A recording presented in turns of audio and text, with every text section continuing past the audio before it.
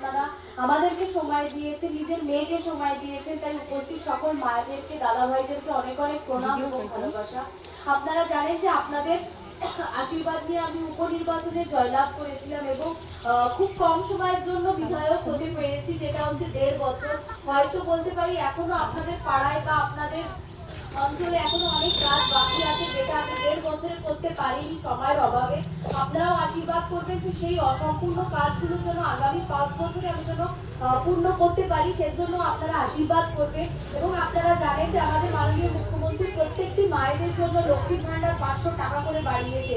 এই যে প্রচারগুলো, এটা যারা মায়েরা যারা আছে, বিকেল বেলা যদি 5-6 জন মায়েরা একসাথে বসে থাকে, আপনারা আলোচনার মাধ্যমে রাখবেন যে আমাদের মুখ্যমন্ত্রী আমাদের জন্য কি কি করছে। এবং দাদা ভাইরা যারা আছে তারাও কিন্তু চায়ের দোকানে যেখানেও আড্ডা হয় না কি, সেখানেও যেন বলা হয় আমাদের মুখ্যমন্ত্রী আমাদের সকলের জন্য কি কি করা করছে।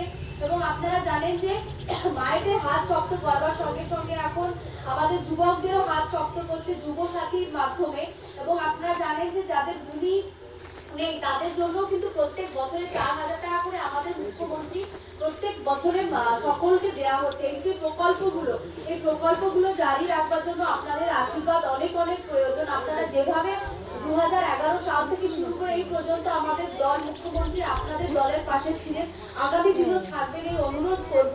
এবং এখানে আমি উপস্থিত হয়েছি আপনাদের সকলেরই ঘরের মেয়ে হিসাবে, তো আপনারাও আশীর্বাদ করবেন আপনাদের ঘরের মেয়ে হয়ে যেন আপনাদের পাশে দাঁড়াতে পারি, আপনাদের সুখ দুঃখের পাশে যেন দাঁড়াতে পারি, আপনাদের যেন সেবা করতে পারি, সেই আশীর্বাদ করবে।